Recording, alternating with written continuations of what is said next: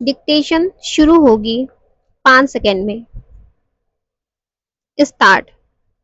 महोदय, जो एक के बाद एक आते हैं। शारीरिक आवश्यकताएं यथा भोजन, कपड़ा, मकान और आराम जीवन की मौलिक आवश्यकताएं हैं। दूसरे स्तर पर आती है सुरक्षा और भविष्य के प्रति निश्चिंतता। इसके लिए मनुष्य भांति भांति की वस्तुओं का संग्रह करता है। फिर है सामाजिक आवश्यकताएं, जैसे अपने परिवार के भीतर और फिर बाहर के दूसरे लोगों से अच्छे संबंध बनाए रखने के लिए सामाजिक, आर्थिक, राजनैतिक और मनोरंजनात्मक संगठन बनाना। चौथे स्तर पर है अहम संबंधी आवश्यकताएं, जैसे आत्मसम्मान, आत्मविश्वास और आत्मतुष्टि आदि।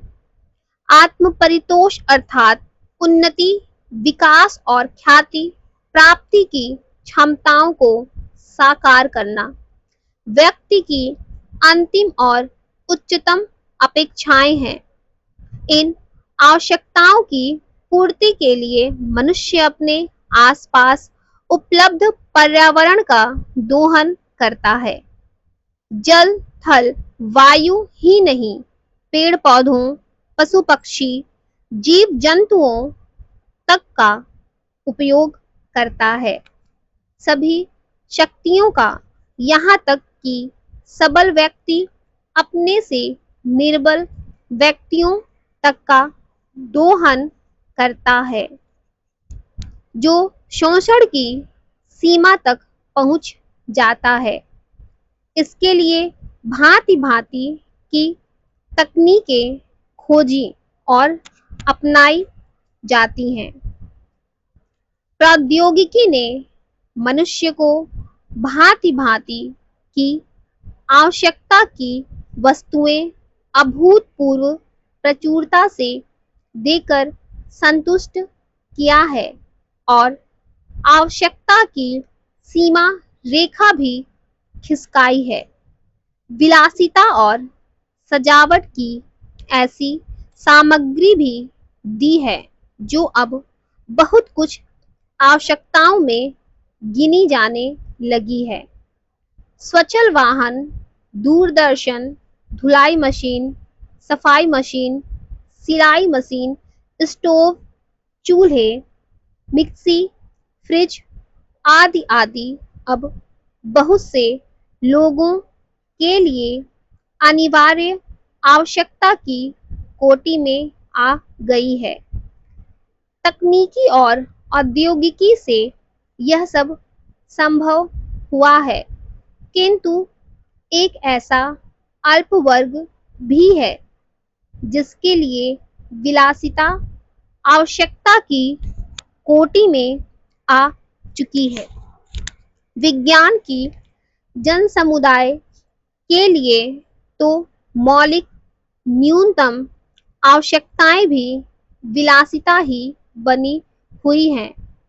औद्योगिकरण के सहारे मनुष्य ने जितना भी विकास किया है, उसे वह उन्नति कहकर संतोष करने लगता है और अपनी द्वैध प्रकृति के कारण यह ध्यान नहीं देता कि इस विकास से वर्गभेद पनपा है।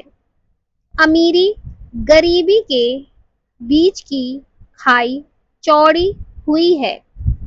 जो व्यक्ति मानव मानव की समानता, समाजवाद या साम्यवाद के गीत गाता है, वही अपनी द्वैध प्रकृति के कारण अपने पर्यावरण, यहाँ तक कि मानव के भी शोषण के नए नए तरीके खोजता है।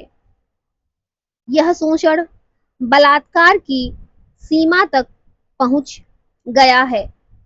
मनुष्य ने अपनी बुद्धि का प्रयोग किया, फलस्वरूप भांति भांति का औद्योगिकरण हुआ और जल, थल, वायु सब प्रदूषण के शिकार हो गए। जितना ही अधिक विकास हुआ, उतना ही अधिक विनाश हुआ। प्राकृतिक संपदा का भीषण ह्रास हुआ। व्यापक वन विनाश से भूमि बंजर और मरुस्थल बन गई। एक बड़ा हवाई जहाज एक दिन में जितनी ऑक्सीजन खर्च करता है, उतनी ऑक्सीजन 17,000 हेक्टेयर वन में तैयार होती है, और वन बचे ही कितने हैं। इस उद्योग प्रधान सभ्यता का केंद्र पूंजी है और धर्म स्वार्थ है। मनुष्य मनुष्य का शोषण कर रहा है। देश देश का। समाप्त।